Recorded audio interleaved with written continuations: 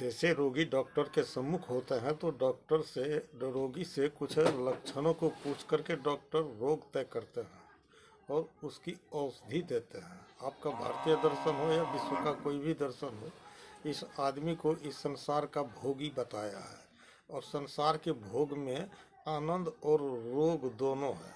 तो हम अगर भव के रोगी हैं तो मेरे क्या लक्षण होंगे? ऐसा है, साहित्यों ने जो एक निष्कर्ष निचोड़ निकाली है वो है, पहला अविद्या अज्ञानता, अस्मिता जो है उसको नहीं देखना, जो नहीं कुछ है उसकी कल्पना करना, राग और द्वेष, राग सुख के प्रति आकर्षण, द्वेष दुख के प्रति विकर्षण, और अंतिम लक्षण है इनके अभिनिवेश, मृत्यु के भय।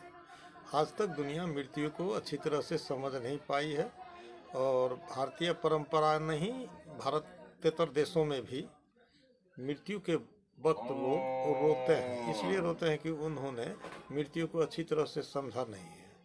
अगर मृत्यु को अच्छी तरह से समझ ले तो फिर उसका रोना, ये जो देखिए मेरे ऊपर में एक प्रबल काल है, काल भी एक ब्रह्म है, हम इसको काल ब्रह्म मानते हैं। ये काल की कल्पना पृथ्वी बनी, इससे पूर्व में भी काल था, या सूर्य बना उसके भी पीछे काल था।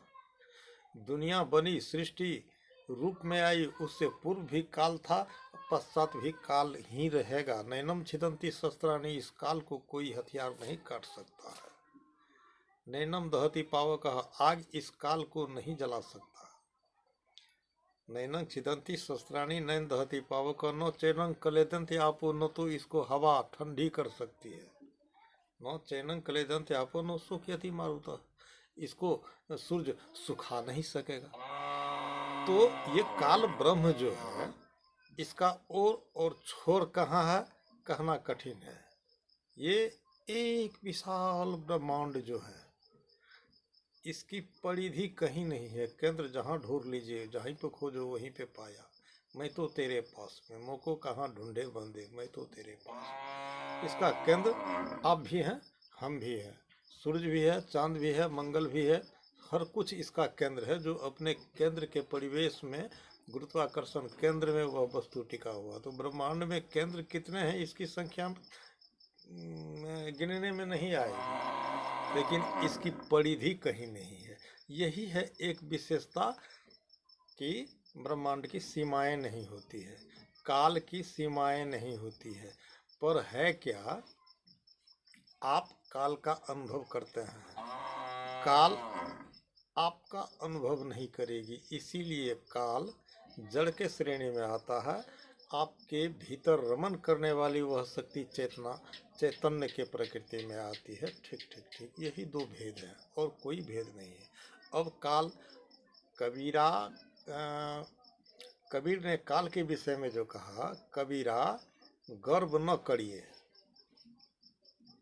किस बात के आप गर्व करेंगे? माधु सुजन्म चुके अपराधी, यह तन केर बहुत है साझी। तात जननी कहे यह पुत्र हमारा, स्वार्थ कारण किन्ह प्रतिकारा। सुत कलत्र रहे लो लाई, जम के नाई रहे मुखवाई।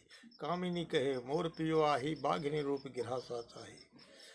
काग गिद्ध दो मरण स्मशान में, मरण उचारे सुकर श्वान दो पंथ निहारे। धरती कहे कब मोहि मिल जाई, पवन कहे कब संग उड़ाई।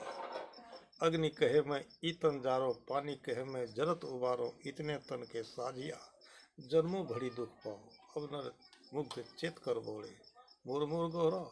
जिसको आप मोर मोर मेरा मेरा मेरा मेरा कहते हैं, उस शरीर में कितने फाट हैं, कितने फटेदार हैं। कबीरा गर्व न करिए काल गहे करके, कहने का क्या भाव है। हमने जन्म ली 9 सेकंड हुआ, 9 सेकंड काल के गाल में चले गए। अभी 56 साल की उम्र है, 56 साल काल के गाल में चले गए।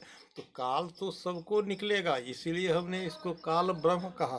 तो ये काल जितना देर तक आपको मुक्त रख रखी है, तब तक एक कर्म करें, एक क्रिया करें, और एक सच्ची पक्की क्रिया ही आपके साथ आपका संस्कार आपके जगह को सुनिश्चित करेगी। बाद बाकी आए करोड़ों, गए करोड़ों, और करोड़ों जाएगा। एक सच का झंडा न झुका न कभी झुकने पाएगा।